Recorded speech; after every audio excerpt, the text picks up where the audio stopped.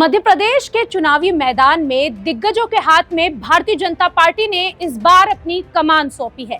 ये दिग्गज मैदान में हैं और इन पर मध्य प्रदेश का किला फतह करने की जिम्मेदारी है। इनके नामों की घोषणा के बाद इन सभी दिग्गजों के बड़े बड़े बयान भी सामने आने लगे हैं। आइए बताते हैं आपको किसने क्या कहा।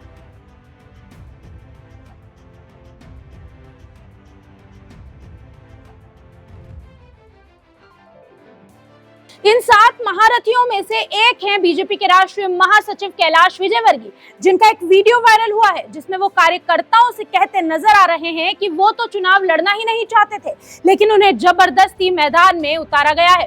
पर अंदर से खुश नहीं, सच कह रहा हूं, इसलिए कि मेरी लड़ने की इच्छा ही नहीं, एकदम 1% भी इच्छा नहीं। तो भाषण देना और निकल जाना, भाषण देना और निकल जाना, ये सोचा था हमने तो प्लान यही बनाया था कि रोज 8 सभा करनी है, 5 हेलीकॉप्टर से और 3 कार से, इस प्रकार रोज 8 सभा करनी है इस पूरे चुनाव में, और ऐसा प्लान भी बन गया था। सियासत से जुड़ी ये बड़ी खबर है जब कैलाश विजयवर्गीय खुद कह रहे हैं कि उन्होंने चुनाव लड़ने से पार्टी को इनकार किया था। उन्होंने कहा कि उन्होंने नहीं सोचा था पार्टी उन्हें मैदान में उतार देगी। इसके बाद मध्य प्रदेश की सियासत में बयानबाजी का दौर शुरू हो गया। प्रदेश कांग्रेस अध्यक्ष रणदीप सुरजेवाला ने शिवराज की चुटकी ली और कहा कि बीजेपी अब पस्त हो गई है। साथ ही कहा कि चुनाव लड़ाने वाले ही चुनाव लड़ रहे हैं। उन्होंने आगे कहा कि बीजेपी डर गई है क्योंकि वो चुनाव हारने वाली है। के उम्मीदवार हैं और ना सांसद लड़वाने के। सच्चाई ये है कि ये एक शातिर चाल चली है श्री शिवराज सिंह चौहान और श्री ज्योतिरादित्य सिंधिया ने मिलकर। इस पूरे मामले में मध्य प्रदेश भाजपा की ओर से प्रदेश अध्यक्ष वी.डी. शर्मा ने कहा कि सभी सबसे पहले कार्यकर्ता हैं और पार्टी के आदेश का पालन कर रहे हैं। चुनावी घमासान में बीजेपी ने इस बार चुनाव में 3 केंद्रीय मंत्रियों को उतारा है, नरेंद्र सिंह तोमर, प्रहलाद पटेल और फग्गन सिंह कुलस्ते।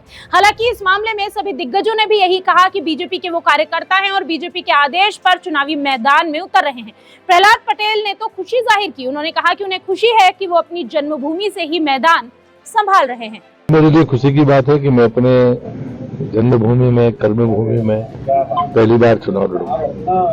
2003 में जिस प्रकार छिंदवाड़ा में कांग्रेस का खाता नहीं खुला था, मैं अपने संकल्प को दोहराता हूं, 2023 में भी छिंदवाड़ा जिले में कांग्रेस का खाता नहीं खुलेगा। ये भ्रष्टाचार की लंका यहीं पर ध्वस्त होगी। समय पूरा हो गया है यहाँ पर, कांग्रेस का भी और कांग्रेस के नेताओं का भी। नरेंद्र सिंह तोमर ने जब मीडिया से इस बारे में बात की तो उन्होंने कहा कि वे जानते थे कि उन्हें टिकट मिलेगा। उन्होंने कहा कि हम सभी कार्यकर्ता हैं और संगठन जो भी जिम्मेदारी हमें देगी उसे निभाना हमारा कर्तव्य है। सुरजेवाला के बयान पर भी तोमर ने कहा कि कांग्रेस पीएम की लोकप्रियता से डरी हुई है, इसलिए भ्रम फैला रही है।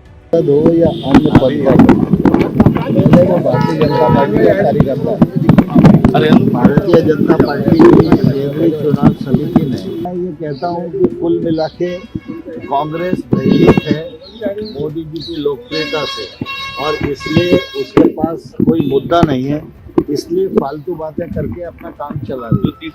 इस पूरे मामले में मध्य प्रदेश के गृह मंत्री नरोत्तम मिश्रा ने भी बड़ी बात कही है। उन्होंने कहा कि कांग्रेस के पास कोई मुद्दा नहीं, इसलिए वो कुछ भी कहती है। इसके बाद उन्होंने जीत का दावा किया और कहा कि बीजेपी में सभी कार्यकर्ता के भाव से काम करते हैं और यही वजह है कि हम सब एक होकर लड़ते हैं। इस लिस्ट के आने के बाद मध्य प्रदेश के सीएम शिवराज सिंह चौहान के बयान का इंतजार था।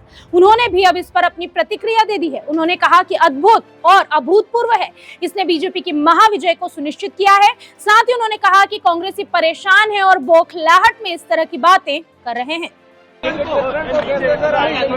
ये अद्भुत है, अभूतपूर्व है और इसने भारतीय जनता पार्टी की महाविजय को सुनिश्चित कर दिया है।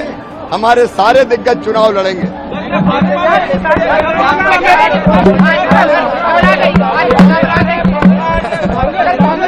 परेशान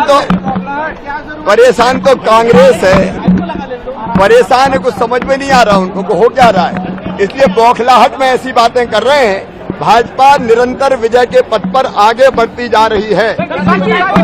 बीजेपी के बड़े बड़े दिग्गजों के मैदान में उतरने के बाद अब कांग्रेस भी अपने उम्मीदवारों के नामों पर दोबारा विचार कर रही है। ऐसा माना जा रहा है कि कुछ नाम लगभग तय हैं। उत्तर प्रदेश की तर्ज पर बिना सीएम फेस के मध्य प्रदेश में बीजेपी उतर रही है। उन्हें पूरी उम्मीद है कि उनकी ये नीति उन्हें मध्य प्रदेश का किला फतह जरूर करवाएगी। वीके न्यूज, राष्ट्र के नाम।